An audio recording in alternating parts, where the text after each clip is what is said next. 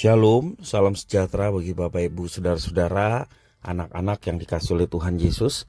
Jumpa kembali bersama saya Pendeta Eka di dalam renungan firman Tuhan pada hari ini, Rabu 22 Maret 2023. Sukacita dan damai sejahtera dari Tuhan Yesus kiranya menyertai hidup kita sekalian. Puji nama Tuhan. Sampai pada pembacaan firman Tuhan hari ini, yakni kitab Daniel pasal yang ke-7. Kiranya firman Tuhan memberkati kita sekalian. Baik, sebelum kita akan merenungkan bagian firman Tuhan hari ini, kita akan berdoa bersama-sama. Tuhan Bapa di surga, di dalam nama Tuhan Yesus, kami datang kepadamu mengucapkan syukur terima kasih untuk pemeliharaan dan berkat Tuhan yang senantiasa kami alami dari hari ke hari. Juga pada hari ini kami boleh bersama-sama kembali belajar firman Tuhan, menjadi bagian hidup kami untuk kami terus belajar apa yang Tuhan kehendaki untuk kami laksanakan melalui kitab suci yang kami baca dan renungkan. Terima kasih Bapa, berfirmanlah atas kami sedia untuk belajar dan Tuhan menolong untuk kami dapat menggenapinya. Demi nama Tuhan Yesus kami berdoa. Haleluya. Amin. Saya akan membacakan kitab suci dalam kitab Daniel pasal yang ke-7 ayat 1 sampai 18. Demikian firman Tuhan. Pada tahun pertama pemerintahan Belshazzar, Raja Babel, bermimpilah Daniel dan mendapat penglihatan-penglihatan di tempat tidurnya. Lalu dituliskannya mimpi itu, dan inilah garis besarnya. Berkatalah Daniel demikian, pada malam hari aku mendapat penglihatan tampak keempat angin dari langit mengguncangkan laut besar. Dan 4 binatang besar naik dari dalam laut, yang satu berbeda dengan yang lain. Yang pertama rupanya seekor singa dan mempunyai sayap burung Raja Wali. Aku terus melihatnya sampai sayapnya tercabut dan ia terangkat dari tanah dan ditegakkan pada 2 kaki seperti manusia, dan kepadanya diberikan hati manusia. Dan tampak ada seekor binatang yang lain, yang kedua rupanya seperti beruang. Ia berdiri pada sisinya yang sebelah, dan 3 tulang rusuk masih ada di dalam mulutnya, di antara giginya. Dan demikianlah dikatakan kepadanya, ayo makanlah daging banyak-banyak. Kemudian aku melihat tampak seekor binatang yang lain rupanya seperti macan tutul. Ada 4 sayap burung pada punggungnya. Lagi pula binatang itu berkepala 4 dan kepadanya diberikan kekuasaan. Kemudian aku melihat dalam penglihatan malam itu tampak seekor binatang yang keempat yang menakutkan dan mendahsyatkan. Dan ia sangat kuat, ia bergigi besar dari besi, ia melahap dan meremukkan dan sisanya diinjak-injaknya dengan kakinya. Ia berbeda dengan segala binatang yang terdahulu. Lagi pula ia bertanduk 10. Sementara aku memperhatikan tanduk-tanduk itu tampak tumbuh di antaranya suatu tanduk lain yang kecil, sehingga 3 dari tanduk-tanduk yang dahulu itu tercabut. Dan pada tanduk itu tampak ada mata seperti mata manusia dan mulut yang menyombong. Sementara aku terus melihat tahta-tahta diletakkan, lalu duduklah yang lanjut usia. Pakaiannya putih seperti salju dan rambutnya bersih seperti bulu domba. Kursinya dari nyala api dengan roda-rodanya dari api yang berkobar-kobar. Suatu sungai api timbul dan mengalir dari hadapannya. 1000 kali beribu-ribu melayani dia. Dan selaksa kali berlaksa-laksa berdiri di hadapannya. Lalu duduklah majelis pengadilan dan dibukalah kitab-kitab. Aku terus melihatnya karena perkataan sombong yang diucapkan tanduk itu. Aku terus melihatnya sampai binatang itu dibunuh. Tubuhnya dibinasakan dan diserahkan ke dalam api yang membakar. Juga kekuasaan binatang-binatang yang lain dicabut dan jangka hidup mereka ditentukan sampai pada waktu dan saatnya. Aku terus melihat dalam penglihatan malam itu, tampak datang dengan awan-awan dari langit seorang seperti anak manusia. Datanglah ia seperti yang lanjut usianya itu, dan ia dibawa ke hadapannya. Lalu diberikan kepadanya kekuasaan dan kemuliaan dan kekuasaan sebagai raja maka orang-orang dari segala bangsa, suku bangsa dan bahasa mengabdi kepadanya. Kekuasaannya ialah kekuasaan yang kekal, yang tidak akan lenyap, dan kerajaannya ialah kerajaan yang tidak akan musnah. Maka aku, Daniel, terharu karena hal itu. Dan penglihatan-penglihatan yang kulihat itu menggelisahkan aku. Lalu kudekati salah seorang dari mereka yang berdiri di sana dan kuminta penjelasan tentang semuanya itu. Maka berkatalah ia kepadaku dan diberitahukannya lah kepadaku maknanya. Ayat 17, binatang-binatang besar yang 4 ekor itu ialah 4 raja yang akan muncul dari dalam bumi. Sesudah itu orang-orang kudus milik yang maha tinggi akan menerima pemerintahan, dan mereka akan memegang pemerintahan itu sampai selama-lamanya, bahkan kekal selama-lamanya. Bapak, Ibu, saudara-saudara yang dikasihi oleh Tuhan, kita belajar dari kitab Daniel pasal yang ke-7, khususnya dari ayat 1 sampai 18, bagaimana Tuhan dengan kerajaannya yang kekal, dia adalah pemilik kekekalan itu. Bapak, Ibu, saudara, kita perhatikan meninggalnya Raja Nebukadnezar memiliki arti penting bagi bangsa Israel.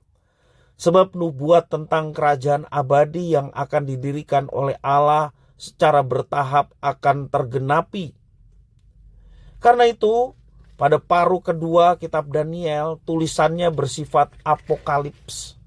Apokalips itu menyingkapkan hal-hal yang akhir, yang akan datang, atau seperti kitab Wahyu, ya, ada pewahyuan.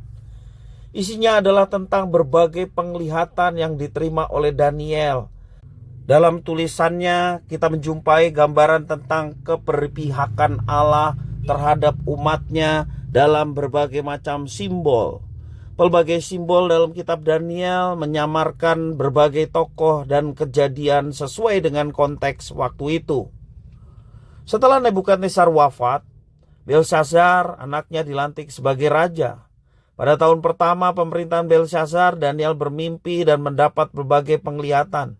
Ia melihat laut besar yang diguncangkan oleh keempat angin. Ayat yang kedua, ya. Gambaran itu memperlihatkan bahwa dunia akan mengalami kekacauan. Lalu tampaklah 4 binatang besar yang naik dari dalam laut dalam rupa yang berbeda-beda. Bentuk binatang tersebut sangat menyeramkan dan menakutkan. Perilaku mereka ganas dan kejam. Dan keempat binatang besar itu melambangkan 4 kerajaan yang akan muncul silih berganti menguasai dunia pada waktu itu. Binatang pertama menggambarkan kerajaan Babel. Nah, ini termasuk Nebukadnezar yang sudah mengalahkan Israel dalam pemerintahan Yoyakim. Ya. Binatang pertama menggambarkan kerajaan Babel. Binatang yang kedua menunjuk pada kerajaan Media. Ya. Di masa Belshazzar, kerajaan Babel terpecah menjadi Media dan Persia. Dan yang ketiga menerangkan kerajaan Persia. Dan yang keempat melukiskan kerajaan Yunani. Bapak, Ibu yang dikasihi oleh Tuhan, kita perhatikan Daniel juga melihat bahwa tahta tersebut diletakkan dan diduduki oleh yang lanjut usianya dengan pakaiannya putih seperti salju. Semua tahta itu menjadi milik Tuhan Allah. Semua kerajaan yang tadinya merebut dan saling berebut, saling menguasai, demikian juga saling membunuh, akan dihukum oleh Tuhan Allah. Dituliskan di dalam ayat 10 sampai yang ke-12. Dalam penglihatan itu tampak pula seorang anak manusia datang dengan awan-awan dari langit. Allah menganugerahkan kerajaan dan kekuasaan yang abadi kepada anak itu. Bapak, Ibu, saudara-saudara sekalian, dunia selalu mengalami perubahan dan menuju kehancuran. Dan hanya Tuhan Allah saja yang kekal, yang abadi dan tidak pernah berubah. Terbukti pilihannya terhadap umatnya, kasih setia Tuhan kepada umatnya tidak pernah berubah. Tuhan selalu menyertai dan memberkati setiap umat yang senantiasa hidup bersandar dan hidup dalam ketaatan kepadanya. Bapak Ibu Saudara-saudara, kita percaya bahwa Tuhan yang kekal, dari kekal sampai kekal, Dialah yang abadi mengatur dan berkuasa atas alam semesta. Secara kasat mata mungkin dunia ini dipimpin oleh seseorang. Bahkan kalau di kitab Daniel ada dipimpin oleh orang-orang yang sangat kejam, yang digambarkan dengan kerajaan, yang juga dilukiskan di dalam penglihatan Daniel dengan binatang yang berbeda-beda dan menyeramkan, melambangkan bagaimana dunia dipimpin. Tetapi kita perhatikan bahwa semua itu pada akhirnya dikalahkan oleh Tuhan Allah yang mengatur dan berkuasa atas alam semesta, termasuk raja-raja, penguasa-penguasa yang ada di dunia. Mereka yang percaya kepada Tuhan, dan pada saat ini mereka yang percaya kepada Kristus, Tuhan Allah yang menjadi manusia, mereka tidak akan mengalami kebinasaan kekal, tetapi mereka akan mengalami kehidupan kekal. Karena memang kerajaannya adalah kekal. Dari mulai kita perhatikan manusia diciptakan sampai pada akhirnya bumi dengan segala isinya dimusnahkan. Allah adalah tetap Raja yang berkuasa atas semuanya. Kalau kita masuk bagian dalam kerajaan Allah, bersyukurlah. Karena kita pun akan mengalami keabadian bersama-sama dengan Tuhan. Kekekalan bersama-sama dengan Tuhan dan kerajaannya. Karena itu marilah selama kita masih ada di dunia ini, mari kita senantiasa terus bergabung bersama dengan kerajaan Allah. Artinya kita mau menghadirkan kerajaan Allah dan nilai-nilai kerajaan Allah yang kekal itu kita mau hadirkan dalam kehidupan kita setiap hari. Percayalah Bapak Ibu Saudara-saudara, Allah yang kita sembah adalah Allah yang kekal, yang berkuasa atas segala sesuatu, termasuk juga penguasa-penguasa yang dianggapnya hebat di dunia ini. Tidak ada yang bisa mengalahkan Tuhan yang kita sembah. Masuklah dalam kerajaannya dan hadirkanlah kerajaannya. Bagaimana menghadirkan kerajaan Allah? Yakni nilai-nilai firman Tuhan yang adalah nilai-nilai kekal, kita mau tanamkan dalam kehidupan kita setiap hari. Contohnya kasih, marilah kita saling mengasihi satu dengan lainnya. Mengampuni, itulah nilai-nilai kekal yang kita mau berikan dan hadirkan bagi dunia ini. Dan pada akhirnya semua orang akan tertunduk kepada Tuhan Yesus Kristus, Raja segala raja. Bapak Ibu Saudara-saudara yang dikasihi oleh Tuhan, berbahagialah kalau kita masuk dalam kerajaan yang kekal, kerajaan Yesus Kristus. Dan marilah kita senantiasa sekali lagi menghadirkan kerajaan itu, nilai-nilai kekal dalam kehidupan kita setiap hari. Maka kita akan melihat kuasa Tuhan yang nyata akan menyertai kita, setiap anak-anaknya yang menghadirkan nilai-nilai kerajaan Allah. Dan kiranya mari kita bersama-sama melaksanakannya. Nama Tuhan dipermuliakan dan kita semua akan mengalami penyertaan dan berkat-berkatnya. Puji nama Tuhan.